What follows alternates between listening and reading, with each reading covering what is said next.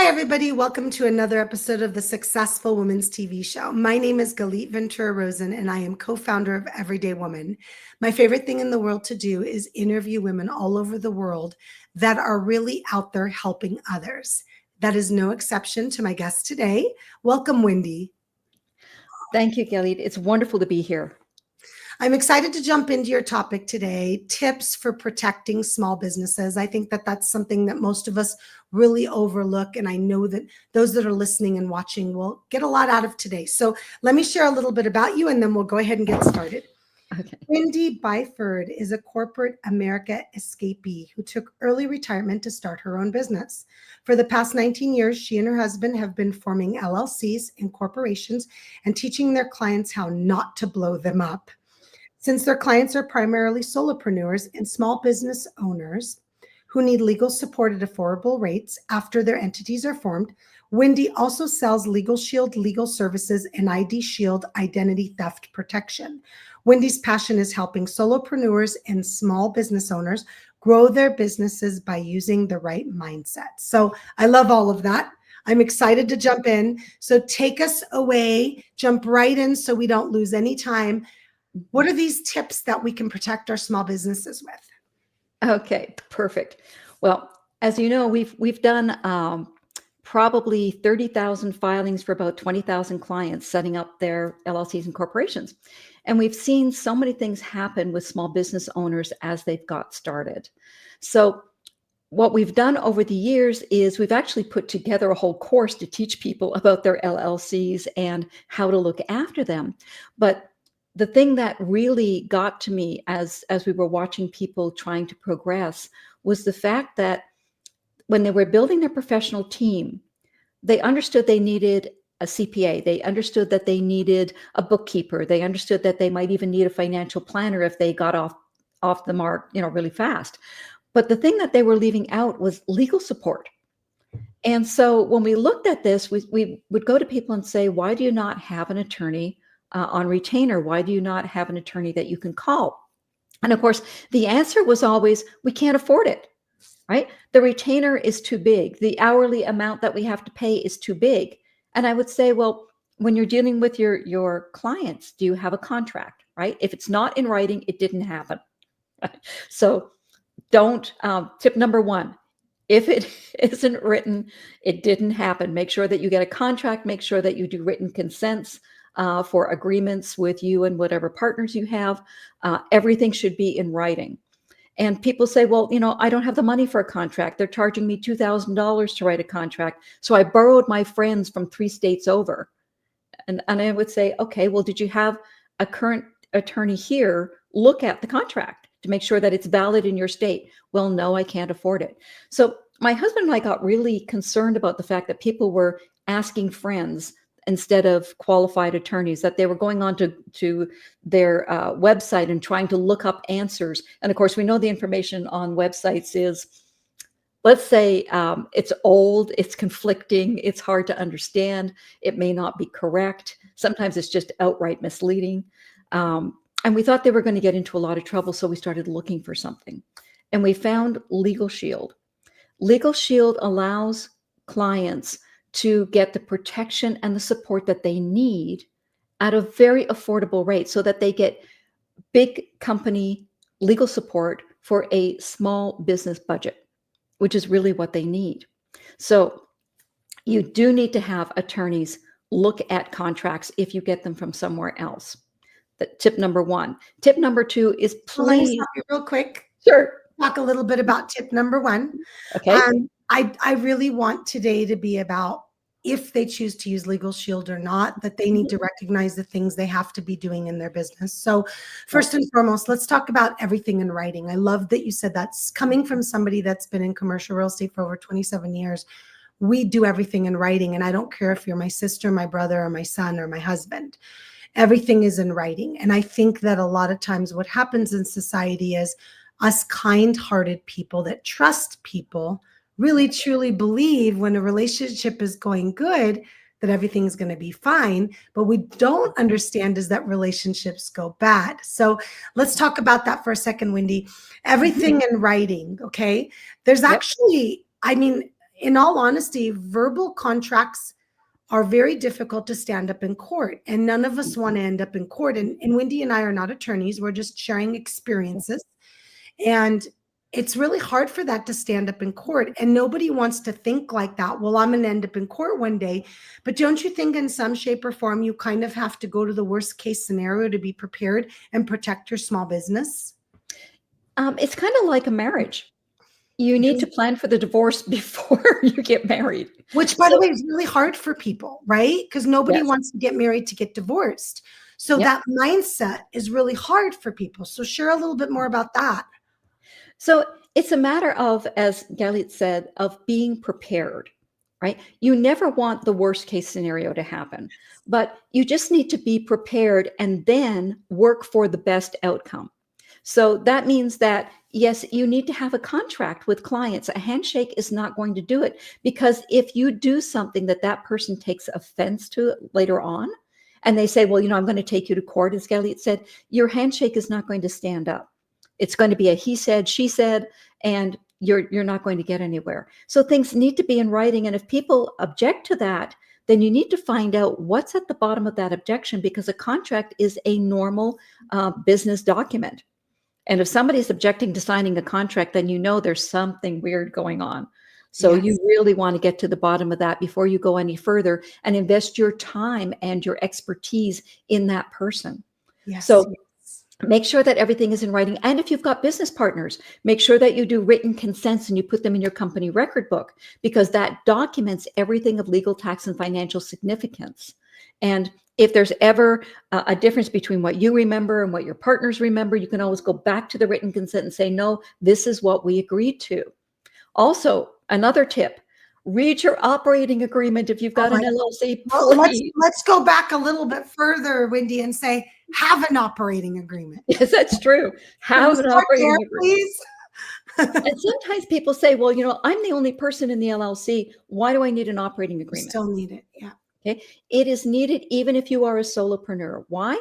First of all, it shows anyone that is auditing you that you are a professional running a professional business. Every professional business, every professional LLC is going to have an operating agreement. Every professional corporation is going to have bylaws, right? So you need to have those in place. And if you ever bring a partner on board into your company, you want them to read the operating agreement or read the bylaws and sign it, so that they agree that they will work with you in the company according to the rules that are laid out in that operating agreement.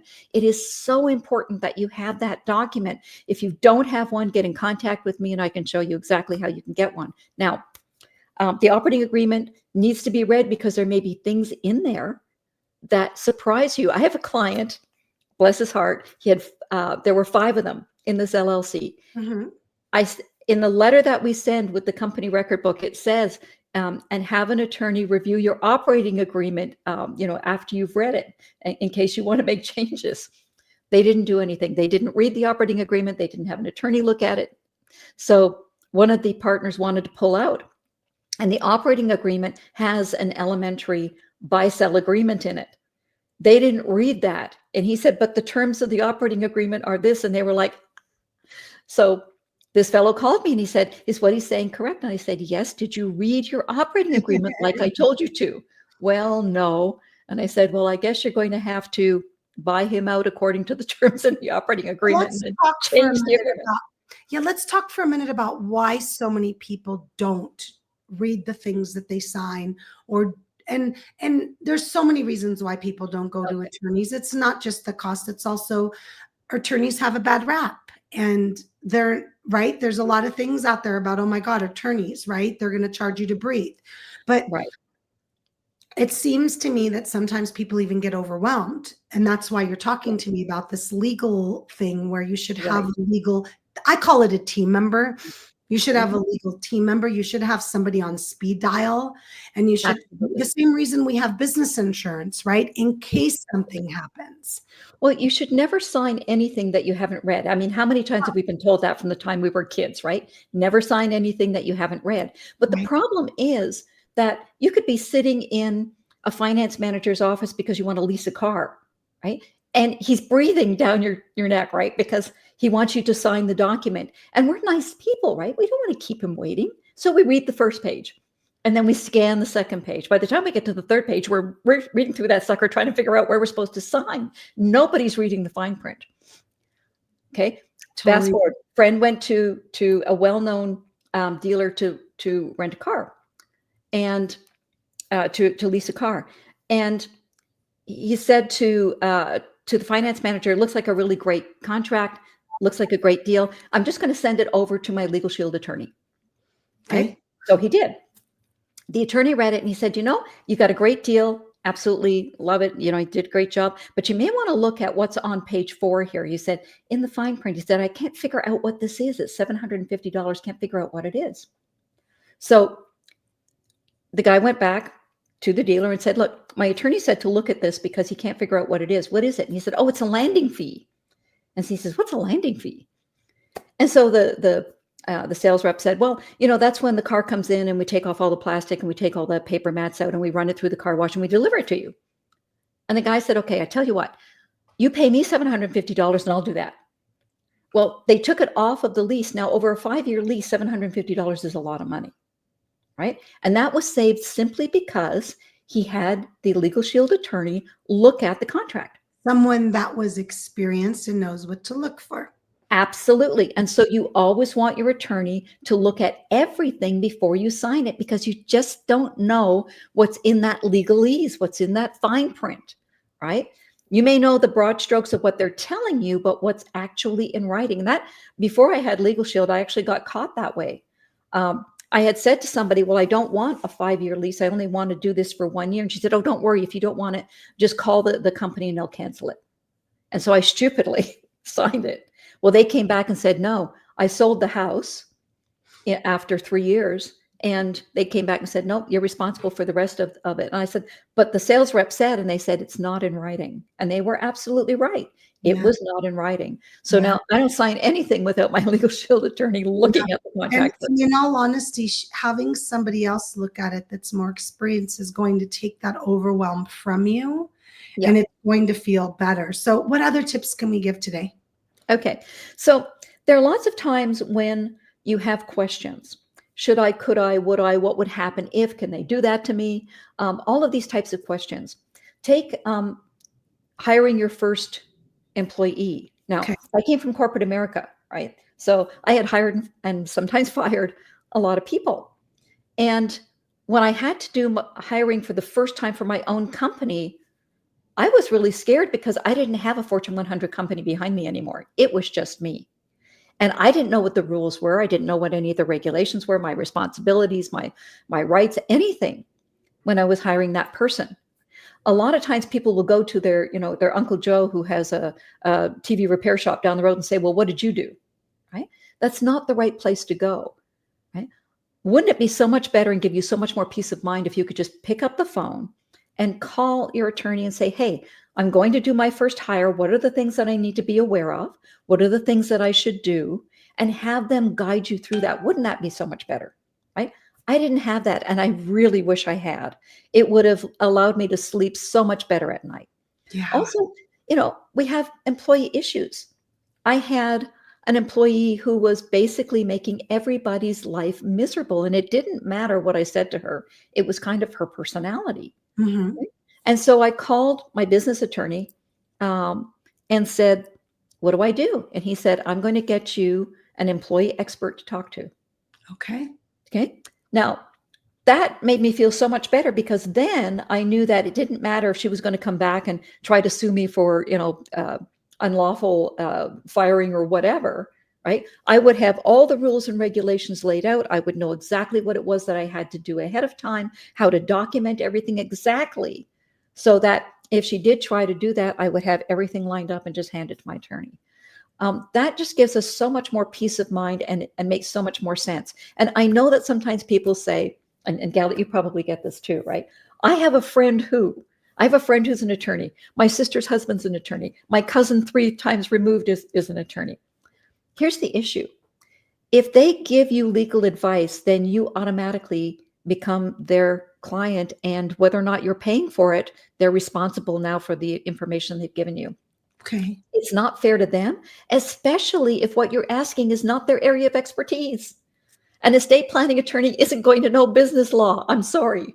You know, he may be a brilliant estate planning attorney. I've known several of them. It's And they not are possible for one attorney to know all the laws for every type of law. It's just not humanly possible. That's why most of them are specialties and they specialize in different law. Yeah, absolutely, absolutely. So, and you wouldn't want your business attorney trying to counsel you on what your estate planning should be, right? of course, of Right. course. No, I So, love it. I love everything you've shared. Thank you. I love it. I love it so much. So, in all honesty, at the end of the day, what happens a lot with probably a lot of your clients that you work with being solopreneurs and small business owners is that they go and they start a business out of something that they love, out of some kind of passion, right? That's what happened to you, Wendy, and your husband. And then you don't really know from here to there. And we're not trying to be rude or disrespectful, but how could you? You've never had a business. You don't know exactly what you're doing most of the time. So you're basically saying, look, guys, look at these things and now work with an attorney. So tell us a little bit about how people can get a hold of you and learn more about LegalShield. okay. The easiest way to get hold of me is connect with me on LinkedIn. Okay. I'm there. You can read through all of the stuff that I have there. You can read through my posts, and then let's have a conversation. We'll set up a time. I have a Calendly link on LinkedIn. You can just book a time, and let's have a conversation. I want to get to know you, to understand what it is that you do, what your family is like, what your employees are like if you have them, and let's just have a conversation and see what it is that you truly need and what's going to fit for you. This is not a hard sell. Nobody wants to sell anything that you don't need. But if we can figure out what it is that you do need, then perhaps we can give you some peace of mind and give you some empowerment for your business. Yes. And like you said, I think my favorite part of all of that is peace of mind. Who wants conflict? Who wants problems? But it happens. It comes up.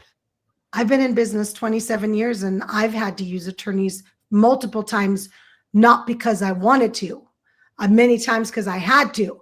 So I'm very, very familiar. It's just how it works, especially when you're putting yourself out there. So I love everything that you're sharing. Thank you so much for being here today. Thank you for sharing your area of expertise with us today.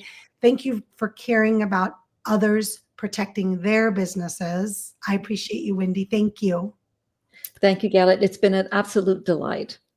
Thank you, everybody, for tuning in and listening to another episode of the Successful Women's TV show. My name is Galit Ventura Rosen, and I will see you next time. Bye, everybody.